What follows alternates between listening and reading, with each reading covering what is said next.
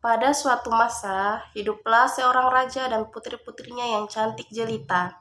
Putri termuda paling cantik di antara putri-putri lainnya. Di dekat istana terdapat hutan yang rimbun dengan pepohonan.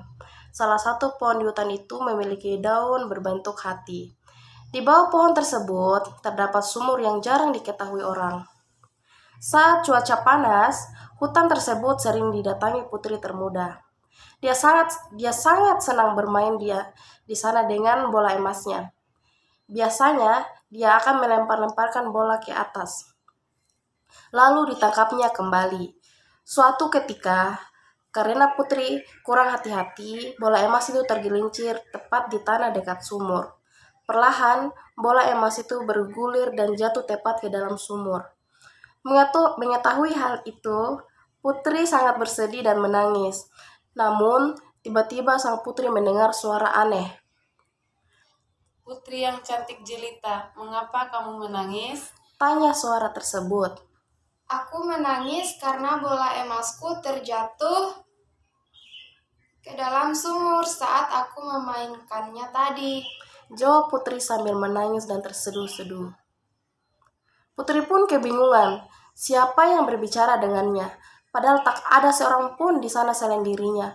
Putri terus melihat ke sekelilingnya, namun hanya ada seekor kodok di sana.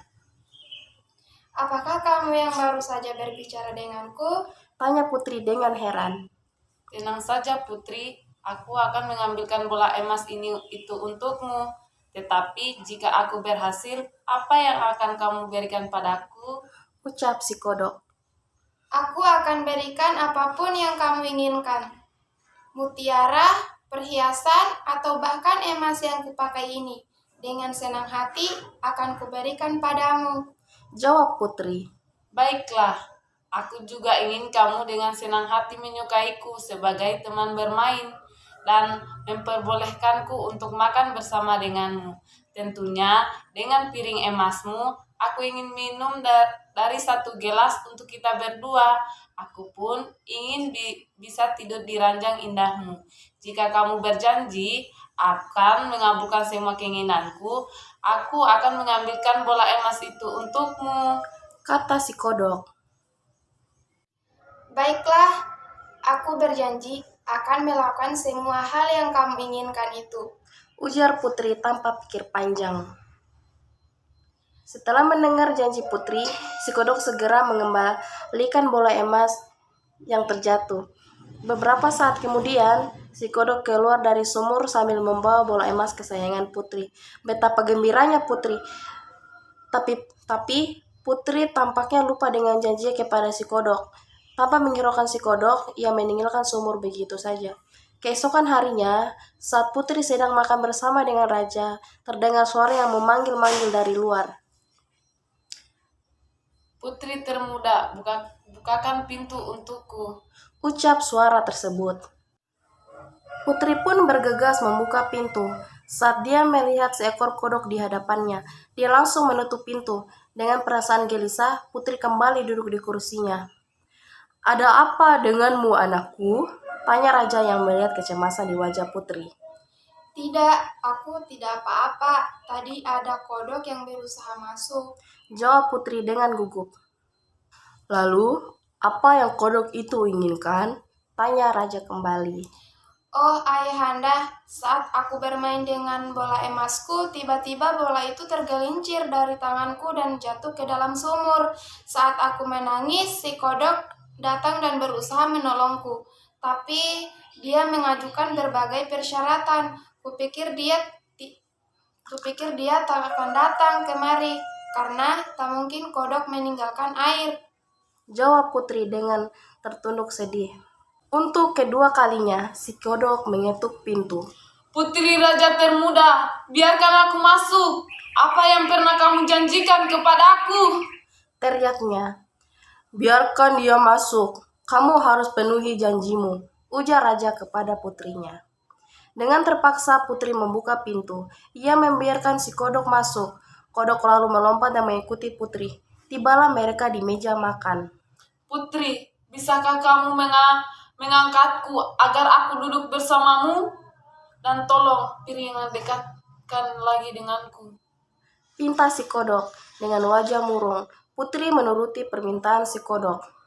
Terima kasih Putri, aku sangat senang, tetapi aku lelah. Tolong bawa aku ke kamarmu, aku ingin beristirahat di ranjang indahmu. Kata si kodok. Awalnya Putri merasa enggan, dia hanya terdiam di kursinya. Namun, ayahnya terus mendesaknya untuk membawa si kodok ke kamar Putri. Dengan mata berkaca-kaca, Putri akhirnya membawa kodok itu. Ditaruhlah kodok itu di sudut kamar Putri. Karena Putri juga merasa lelah, ia pun membaringkan tubuhnya di atas ranjang. Putri, aku pun ingin tidur sepertimu. Angkatlah aku, jika tidak aku akan memberitahukan hal ini kepada ayahandamu. Celetuk si kodok, Diam kamu kodok cerewet. teriak Putri.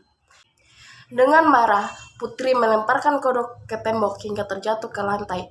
Tiba-tiba, olala, ternyata kodok tersebut berubah menjadi pangeran yang amat tampan. Putri pun sangat kaget dibuatnya.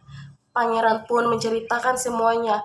Rupanya ia telah disihir oleh seorang penyihir menjadi seekor kodok. Putri yang melihat pangeran seketika jatuh hati kepada pangeran. Raja pun menikahkan putri termudanya itu dengan pangeran. Sebuah kereta kencana datang di istana, siap membawa putri dan pangeran ke kerajaan pangeran.